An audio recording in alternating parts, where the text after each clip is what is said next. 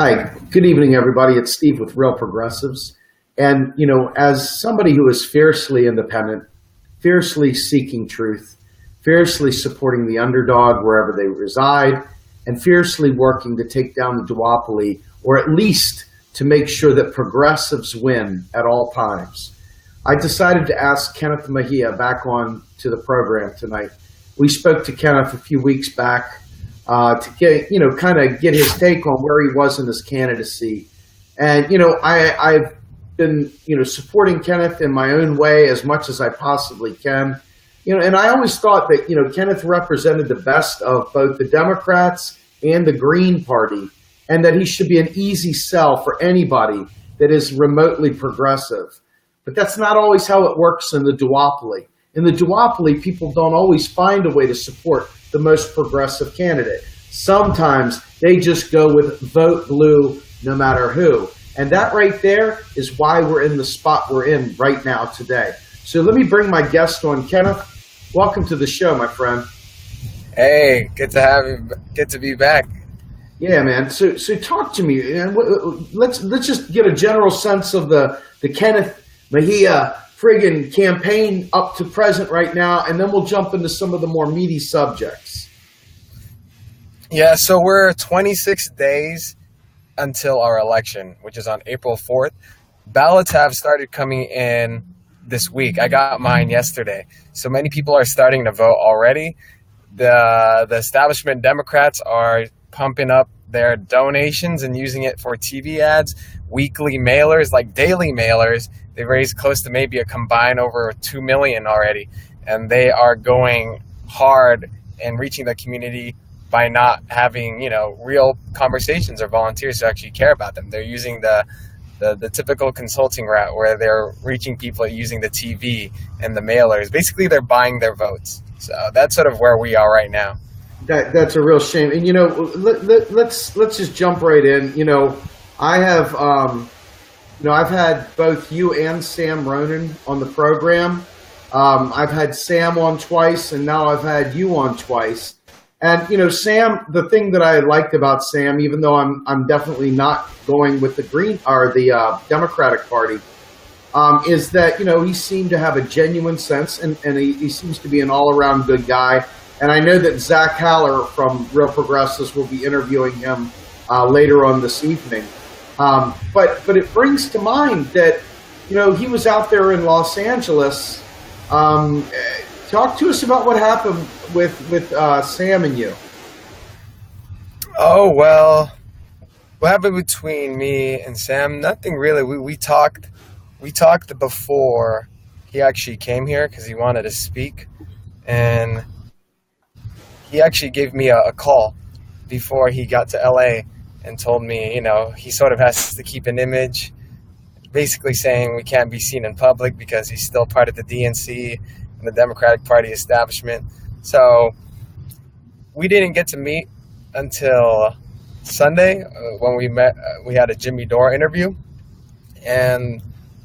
But we talked about how we should unite on the issues, but it just goes to show how, you can't reciprocate and support fellow Greens or people outside the party, So that's sort of what happened. I don't know the other details, but I know he wanted to have a call, so we had that call before he came here, and that's what happened. And so I mean, that's okay. So, I've got the Green Party coming to me, and, they'd like me to be able to join the Green Party. And, I've been a registered Democrat, and the reality is that, dude, I want to be independent so bad, I can't even swallow party politics. I mean, because once I'm green mentally, like my whole body's green. I bleed green. I think green. But the minute I go there, the minute that I would have to in any way, shape, or form play the party dance, I would literally start throwing up. I'm not even joking. I've tried. I've even taste tested it, and I can't do it anymore. Now that I know what I know about what I think I know, it's like I am all about the issues. So that's why I support you, dude. I mean, seriously, you are a guy that I will put everything I've got into and feel really, really good and solid about that effort. And I tell you that because, even if you were a Republican, or even if you were some sort of libertarian or anything, even if you were a Democrat, I like what you stand for and how you present yourself, and I like your story so goddamn much. I would literally support you all the way. It bothers me greatly that party politics makes Sam pick some random guy out of the hat versus somebody who is a bona fide, who it's about the issues, right? I mean, you would vote, like if you got in there as a Green, you'd still end up voting most likely along a lot of the Democratic lines. It wouldn't be like you would be an adversary on things that are progressive. So that if you're a progressive, that should be of no concern. And yet, party politics says it is a concern. This, to me, should be the beacon to everybody. We're screwed if we don't fix this, and quick. Like I said, I like Sam, so I don't want anybody to mistake that this is not a slam on Sam. This is a slam on party politics and the whole control the DNC has on how the progressive movement goes. I know. It was when he told me about the call, I was like, I can't, I have to keep an image because I'm in the Democratic National Committee. But if you win, though, I will support you after you win and you're against the establishment Democrat. And I'm like, all right, well, that's cool. I'm like, all right, dude. All right, I guess. I mean, yeah, it's like, hey, now that there's nothing on the line, now I guess we can support each other till the next election when we put up another Dem to run against you, and then I'm going to have to fall in line with the Dem. This is not me necessarily beating on Sam so much as the reality. When people talk to me about, Dem enter, this is what I'm hearing and this is what I'm seeing. And for all you folks out there who keep trying to say Dem enter, I'm saying, guys, no way. Yep. Oh no. I may vote for a Democrat someday because I have to, because there's no other choice, or something to that effect. But I'm not going to sit there and Dem enter. I'm going to vote for the best candidate, whoever stands their ground, progressives, wherever they exist. You're my guy, man. You're my guy. Exactly. And the sad part is in Los Angeles, we have California District Assembly delegates who get elected by voters. And we had Green Party members in LA, although we're not big, we switched to Democrat to vote for progressives to be Assembly District delegates of California. But once they get in, it's not reciprocated back, It's like you'll get kicked out of the party if you support a Green openly or whatnot. And so, they said, give us time, give us like 100 years until we could change the party. I'm like, all right, I'll be dead by then, by the time that happens. But it just goes to show it's not reciprocated back. And it's sad of what we're seeing, even though we're clearly, what I tell people, it's not even good enough to be progressive anymore. Like, you got to be revolutionary, and that's what we're doing with this campaign. Yeah, I mean, you know what? And let me tell you something, too. I mean, look, I'm not asking you to be an economic guru here. I'm not asking you to be the MMT. Yeah, MMT. Exactly. This is no joke. You will be able to change the world. And I'm telling you right now, we're in the process of building an army nationwide. And I'm not joking about this. I'm talking about a 50-state strategy to overtake these senators, these congressmen, local people, and explain and teach-ins, lock them down, man. Lock these sons of bitches down and tell them and make them demand that they serve the 99% with economic justice. And, when the only way that's going to happen is if we have people like yourself who have the intestinal fortitude to not go, oh, that's just your pet economic theory. No, dude, this is life. This is the way we get to, that's it. That's exactly it, man. I brought that up in 4 debates already, like 4 forums. Dude, you are literally, I'm not joking, you are my millennial hero. And I could even elevate you even higher than millennial hero to just hero, because the truth is that people are cowards. Bernie Sanders, this is no joke. For all of us who loved Bernie, and I know you loved Bernie Sanders had El Numero Uno MMT Guru #1 on his staff, and he still didn't have the sack to come out and say it outright. Because you know what's happening, just so we're on the same page, how important this is. Now that we've got the healthcare debate raging on yet again, now all of a sudden we're back to having to talk about how are you going to pay for it? And guess what? Right. They didn't break new ground back then. They're going to have to re-break it now, or they're going to have to do the same stupid stuff over and over again. Dude, that's why I'm wrecking walls, man. And that's why I support you, brother. Straight up. Man. Thank you, man. Absolutely. Absolutely. So do me a favor. Talk to me about how your volunteer efforts go and stuff. I mean, are you getting the support you need? What can we do to mobilize, to get people out there to help you? Yeah, in terms of our volunteer base, we're like every week we're increasing our volunteer base by 100. So we have over 400 people who are like volunteering, whether it's phone banking or knocking on doors. And what we can do is people here, since we have 26 days left, we need your support to put 1 hour a day. And the best way, since it's an a special election, the voter turnout is going to be very low. So the campaign that's going to win is the campaign that actually has personal conversations with voters. So we need help doing phone banks.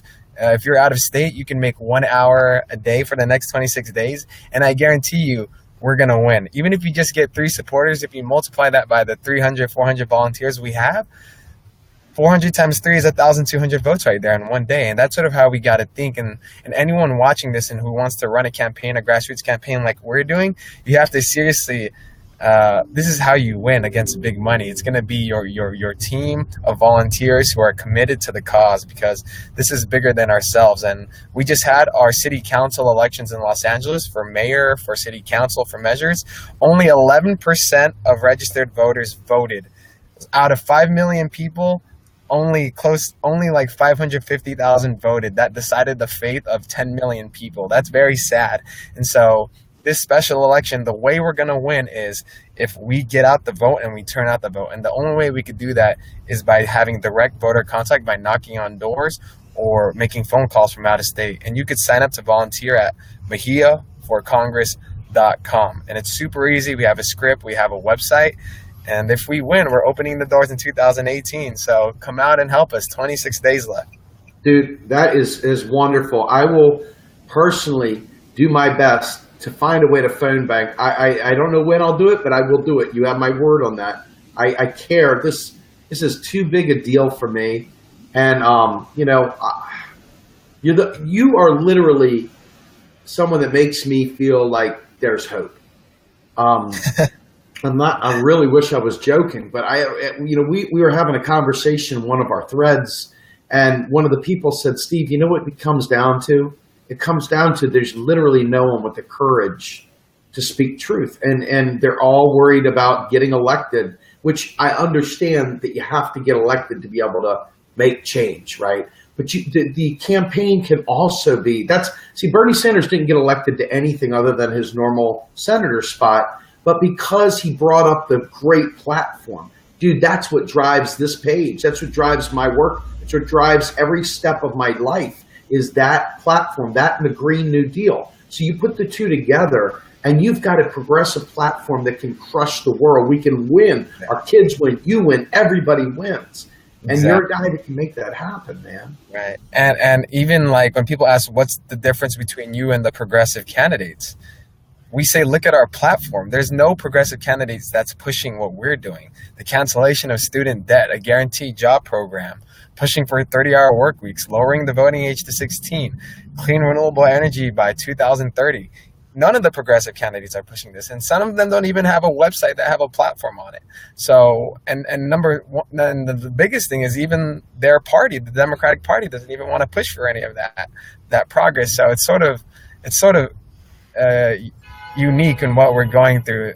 We just got our ballot, and if you saw our ballot, it's like Democrat, Democrat, Democrat, Democrat, Democrat, and then green, because there's 19 Democrats running against one green, and it's we're gonna make history here, and we're polling very well.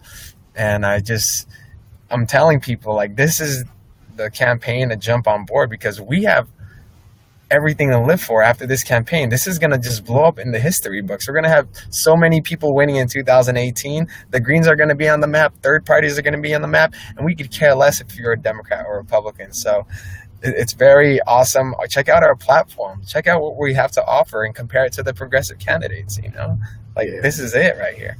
I tell you honestly, we can talk offline, but I seriously, I want as a man, not as real progressives, but as Steve Grumbine. I want to volunteer for you in any way, shape, or form that I can. I know I'm out here in Pennsylvania, but I'm serious. If there's anything whatsoever I can do to help you, let me know, because I promise you I will move heaven and earth in whatever capacity I have to do that. You should come out on Sunday. We have our campaign rally. Dr. Jill Stein is campaigning for us. She's speaking at our rally. Dude, you can't beat that. That's awesome. You can see too. Well, I got to get out there to LA, man. Grumbine is living by sweat and tears and love and passion for the movement. If we had $1 million like the other candidates, I'd fly you over here in a heartbeat. Oh, that's awesome, man. Hey, get in Jill's ear and say, "MMT." Oh yeah. Now, you know what's really great? Just as a plug, when I had a Jamu Baraka on a few weeks back, we talked about MMT, and at the end of the interview, live for all to hear, he's like, I really want to learn this. That really, really, really made this activist tremendously excited, because that right there, it's like, hey, what's this thing you're talking about? I want to learn it, and that to me is more powerful. You don't have to know everything.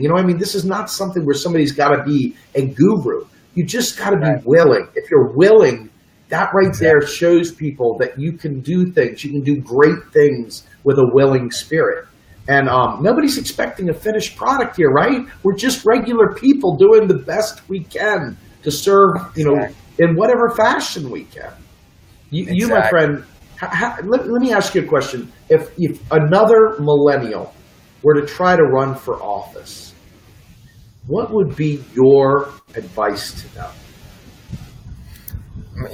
My advice is, well, first of all, to the millennials, the youth out there who want to run for Congress, I'm nothing different than the next person, you, Steve, or anyone watching this video. I just finished work. I work 9 to 5, 8 to 6 sometimes, and I'm just hustling. I'm just a regular person, like you said, who's trying to change the world for better. So my advice to you is be who you are. Don't be afraid. Build your support.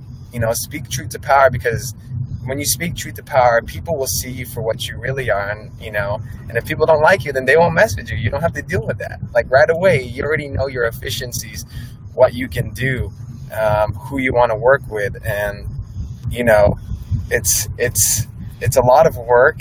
It's tiring, but what you're fighting for at the end of the day is something that's going to pay off for generations to come. So I see it as something that you're doing that's selfless, that's compassionate, and that's courageous, that's going to benefit the entire world one day, and so do it. Dude, that's awesome. So, all right, so let me ask you a question. In terms of Green Party support, obviously Jill's coming out there. What is the Green Party? Where are they in need of help, and where are they actually strong? I know that they don't have the funds that the big parties have, so they probably don't have the same infrastructure. Talk to me a little bit about what the struggle is there and how people can help in general, not just for you, because this seems to be a recurring theme as people try to run. It's just a tough slog. You're running up against the juggernaut. Right. And they don't even have to be good candidates. They just have to be Democrat or Republican, and they get the insta nod. What are some of the challenges? Yeah, so the biggest challenge is, number one, I'm a third party candidate, a minority party that it's very small. We don't have a lot of funds. Our organization is not as big, and we don't have paid staff like the Democratic Party does. The tough part is knowing that you don't have that, but still trying to reach volunteer bases and sort of connecting with them and telling them like, hey, like this is actually the party that cares for people. Telling Democrats who want to leave the Democratic Party that, hey, there's actually a party who can actually be organized and be as organized and have the funds and the structure like the Democratic Party does. All we have to do is literally get all the 14 million people who left the Democratic Party and join the Green Party. So it's tough, but we're not sort of what Jill Stein said. Her motto is "It's in our hands," and that's what we're doing with our campaign. We're not relying on any one particular group, whether it be the Green Party or the Democrats or progressives. We're relying on ourselves. And we have people on our team who are Republicans, socialists, Green Parties, and Democrats who are helping with us because they see our campaign as a revolutionary movement that could change the world, and they're focusing on the issues over parties. So it's tough not having a big party behind you, but at least they endorsed us, and on the ballot it shows that they endorsed us. So it's literally in our hands. So. It's interesting because out here, I just had another Green Party, person out here in Sherry Honkala running for the 197th, and she's got a very similar situation, special election, kind of a strange bird where she wasn't on the ballot and going to have to do a write-in, not quite the same, but similar vibe and weird circumstances. I was a write-in, yeah. Yeah. So, her message is painfully simple and powerful. She's just trying to help the people in the 197th. And it's very similar to your message. I mean, on several levels, she had some different ideas. I don't know that they are, one for one, but the point is that over and over again, you see situations like what happened with Sam, but in her case, our revolution actually endorsed Sherry Alcala. What's up with that? I mean, it's great, but wow. Exactly. I mean, did our revolution out there sponsor someone? Yeah, that's a Green. And they actually considered endorsing our run. Like, we were on their survey. And so it was like 3 Democrats and 1 Green. And I was like, this is amazing. And then I just got the email that they're not going to endorse anybody. But, Oh, man. Well, it is what it is. I don't do endorsements because we're trying to be like universal. But if anybody heard what I said tonight and they didn't take that as an endorsement, short of saying I'm endorsing, I don't know what else I can do, man. And it's that and a bag of chips is probably worth a bag of chips. But bottom line is that you're good people, man, and you really do give me hope. You see a lot of kids growing up now. And they're kind of taking that anarchist, libertarian crossover, the anarcho-capitalist, the rugged individualism of Ayn Rand, the I got mine, screw you thing. And it's really great to see young people taking a decidedly left turn because we're all in this together. And I don't think people realize that until they get singed with the pain of life after mom and dad or whatever stop taking care. It is a brutal world out there. It really is. Even with all the sophistication and technology and everything else, it really is dog eat dog. And progressives stand for everyone to survive and to thrive. And I think you embody that, Kenneth. I really appreciate who you are, man. Thank you. Absolutely. All right. Well, look, I'm going to let you have a chance to give a speech out there, give everybody a hey, help me, and here you go, buddy. You're on, man. Yeah, so to everybody watching, first of all, I want to say the progressives. Is it cutting out? Keep going. You're good. It's just freezing a little bit. You're okay. Okay. Let me see. Can you hear me now? Good? Yes, we can hear you now. All right. Well, I just want to say thank you to Steve, the real progressives, to the hundreds and thousands of people who follow your page and watching right now. I just want to say that I am very thankful for everyone's support and for following our campaign over the last 3 months. This is bigger than ourselves. And I'm very proud to be representing many of you, millions of you, because, at the end of the day, we have the power. And I hope that one day we can live in a world where we don't have to be differentiated between what party you're in, what race, how much money you have, who you love, or whatnot.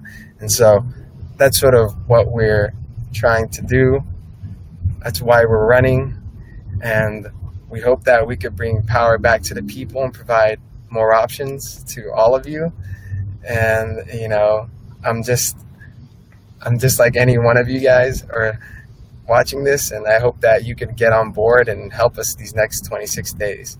So thank you, everybody. I'm very thankful for all of you for helping us, and Thank you to Steve. And please sign up at MejiaForCongress.com where you could volunteer and donate. Please donate if you can too. $26 because that's how old I am, 26. So, yep.